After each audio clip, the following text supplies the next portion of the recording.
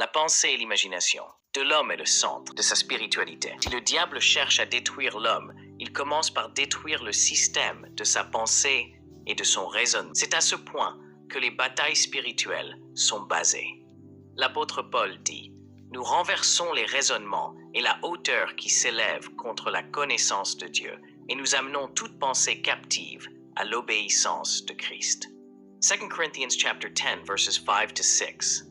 C'est pour vous faire comprendre dans quelle dimension le surnaturel pose ses racines. Une fois que le système de tes pensées et du raisonnement est manipulé et devient mal orienté, c'est tout le système de votre vie spirituelle qui est détruit. Vos pensées et vos raisonnements seront remplis des bassesses et des stupidités. Quand vous parlez, les gens ne vous considèrent pas. Vos paroles perdent les pouvoirs. Mais chose grave, vous-même, vous ne saurez pas que vous êtes en train d'agir et de faire les choses comme un insensé aux yeux des autres. Vous serez sage à vos propres yeux. Cette stupidité augmentera juste l'ego et l'orgueil dans votre cœur.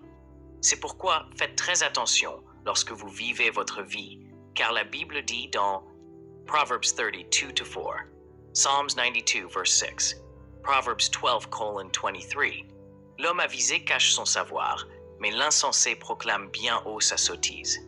Le diable avait été précipité au ciel juste parce qu'il pensait élever son trône au-dessus du trône de Dieu, juste dans sa pensée, sans même qu'il entre en action. Essai 14:12-13.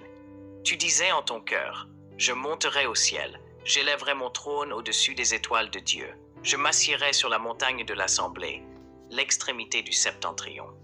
La femme de perte de sang avait provoqué sa délivrance à partir de ta pensée, en se disant « Si je touche au moins ses vêtements, je serai guéri. » Mark 5:25-31.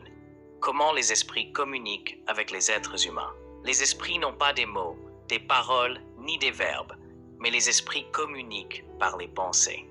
Beaucoup de gens ont souvent du mal à communiquer avec le monde spirituel, parce qu'ils croient que le monde spirituel fonctionne comme le monde physique. Le monde des esprits est basé sur les pensées.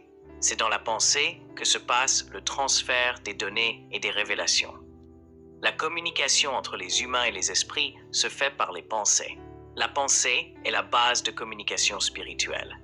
Plus vous pensez, plus vous communiquez, et plus vous communiquez par vos pensées, plus vous invitez les êtres spirituels. C'est pourquoi vos pensées peuvent attirer des mauvais esprits ou des bons esprits. Tout dépendra de la qualité de ce que produit votre pensée. La Bible nous parle de l'adultère par nos pensées dans Matthieu 5:27-28.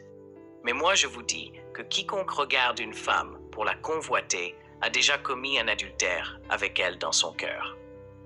Il dit encore dans Matthieu 15:11, « Ce n'est pas ce qui entre dans la bouche qui souille l'homme, mais ce qui sort de son intérieur, c'est ce qui souille l'homme. » Vous êtes les fruits de vos pensées, vous êtes le reflet de ce que produit vos pensées. Toutes paroles qui ne sont pas alignées ou qui ne confortent pas vos pensées n'auront jamais la puissance ni les effets concrets. C'est la qualité de vos pensées par la dimension de son énergie qui donne des effets à vos paroles. Toute parole qui n'est pas accompagnée par des fortes pensées sont des paroles de l'insensé, sont comme des cymbales qui retentissent. Dans la dimension spirituelle, le corps ne compte pas. Lorsque vous achetez les arachides, que mangez-vous de l'arachide? C'est de l'arachide qui est dans l'intérieur, mais que faites-vous de la peau? Vous jetez. La vraie partie de l'homme, c'est l'âme. C'est pourquoi le corps meurt facilement, parce qu'ils ne savent pas que la vie du corps, c'est l'âme où se trouve la pensée de l'homme. Le corps est complètement à la merci de la pensée. Vous concentrez beaucoup plus sur le corps, qui n'est qu'un emballage, mais vous vous concentrez moins sur votre âme. L'âme est souvent considérée comme l'élément immatériel qui représente l'identité même de l'être humain. L'âme est souvent associée à la conscience, aux pensées et aux émotions, ainsi qu'à la capacité de réfléchir et d'être conscient de soi. 2. L'identité. Elle joue un rôle essentiel dans la construction de l'identité personnelle et de l'individualité. 3. Moralité. L'âme est souvent perçue comme le siège de la moralité, des valeurs et des croyances qui guident le comportement éthique. 4 point. Les émotions. Les sentiments, les passions et les émotions humaines sont considérés comme des attributs de l'âme, influençant nos interactions et nos relations. 5 points. Spiritualité. Dans de nombreuses traditions spirituelles, l'âme est liée à une dimension spirituelle ou transcendantale, connectant l'individu à quelque chose de plus grand que lui-même. 6 points. Éternité. Dans plusieurs doctrines, l'âme est immortelle, survivant à la mort physique du corps. Maintenant, laissez-moi vous dire ce qui se passe dans la dimension spirituelle. L'imagination est un mouvement. L'imagination est un mouvement imaginaire. C'est quoi si l'imagination est un mouvement? Les pensées sont des mots dans le monde des esprits. Conversation avec le monde spirituel se fait lorsque vous pensez. L'imagination est un mouvement qui vous aide à déplacer les choses dans l'espace spirituel. Si vous ne comprenez pas comment les choses fonctionnent dans les dimensions, vous ne pouvez rien changer dans l'existence. La Bible dit dans Proverbe 23:7, « Car il est comme les pensées de son âme. » Cela signifie qu'il existe une certaine dimension qui capture une autre réalité de votre existence que vous n'avez jamais expérimentée. Avez-vous compris? Nous sommes beaucoup limités à ce point. Il faut savoir que chaque fois que vous pensez, vous parlez directement selon le monde spirituel.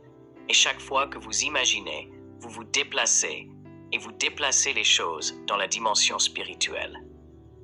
Si votre imagination est prise dans la timidité, la peur, la crainte et le doute, votre vie sera enveloppée par les échecs et les ténèbres. Il y a une puissance en vous qui fait que ce que vous pensez automatiquement vous entre en contact avec tout ce que vous pensez.